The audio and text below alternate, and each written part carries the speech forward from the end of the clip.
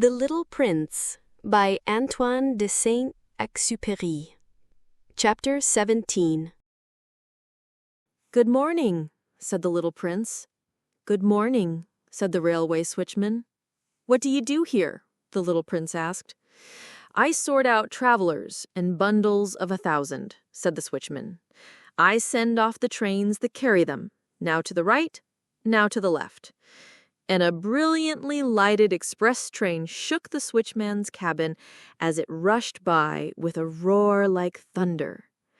"They are in a great hurry," said the little prince. "What are they looking for?" "Not even the locomotive engineer knows that," said the switchman. And a second brilliantly lighted express thundered by, in the opposite direction. "Are they coming back already?" demanded the little prince. "These are not the same ones," said the switchman. "It is an exchange." "Were they not satisfied where they were?" asked the little prince. "No one is ever satisfied where he is," said the switchman.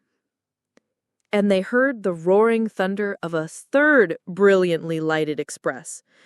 "Are they pursuing the first travelers?" demanded the little prince. "They are pursuing nothing at all," said the switchman. "They are asleep in there. Or if they are not asleep, they are yawning. Only the children are flattening their noses against the window panes. Only the children know what they are looking for," said the little prince. "They waste their time over a rag doll, and it becomes very important to them. And if anybody takes it away from them, they cry. They are lucky," said the switchman. "Good morning," said the little prince. "Good morning," said the merchant. This was a merchant who sold pills that had been invented to quench thirst. You need only swallow 1 pill a week, and you would feel no need of anything to drink. "Why are you selling those?" asked the little prince. "Because they save a tremendous amount of time," said the merchant. "Computations have been made by experts. With these pills, you save 53 minutes in every week."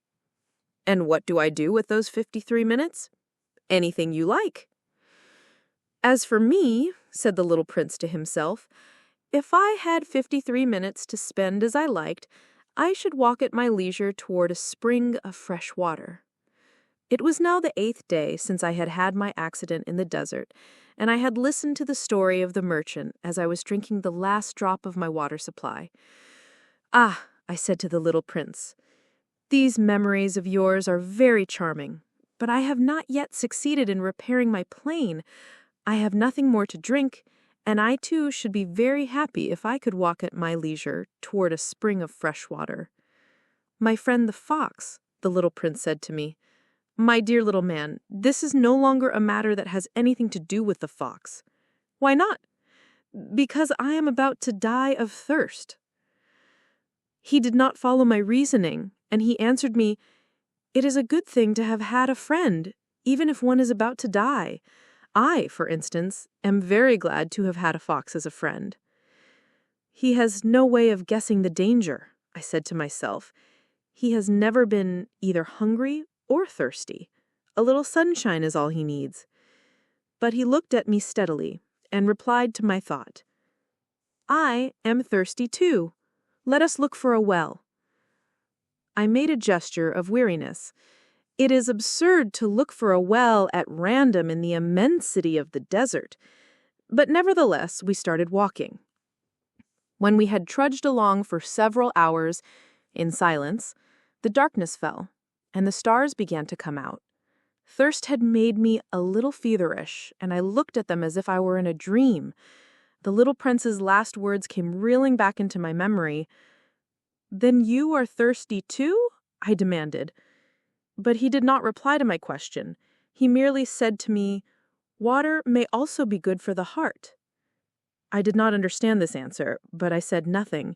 I knew very well that it was impossible to cross-examine him. He was tired. He sat down. I sat down beside him, and after a little silence, he spoke again.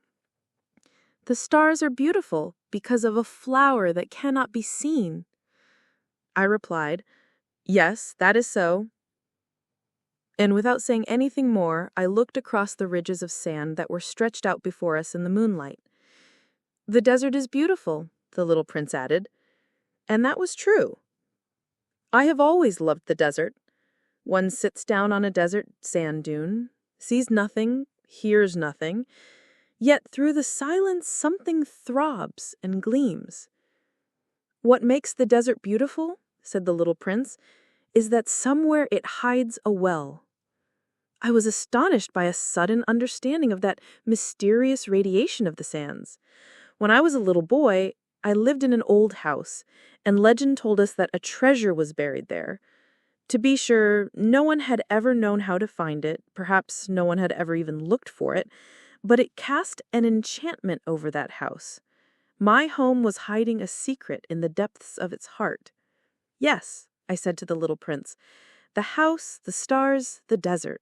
What gives them their beauty is something that is invisible.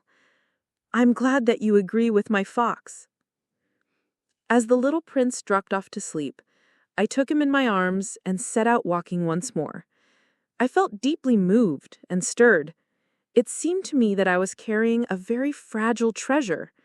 It seemed to me even that there was nothing more fragile on all earth.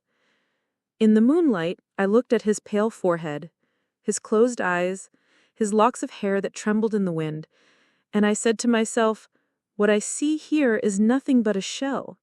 What is most important is invisible. As his lips opened slightly with the suspicion of a half-smile, I said to myself again, what moves me so deeply about this little prince who is sleeping here is his loyalty to a flower, the image of a rose that shines through his whole being like the flame of a lamp even when he is asleep. And I felt him to be more fragile still. I felt the need of protecting him, as if he himself were a flame that might be extinguished by a little puff of wind. And as I walked on so, I found the well at daybreak.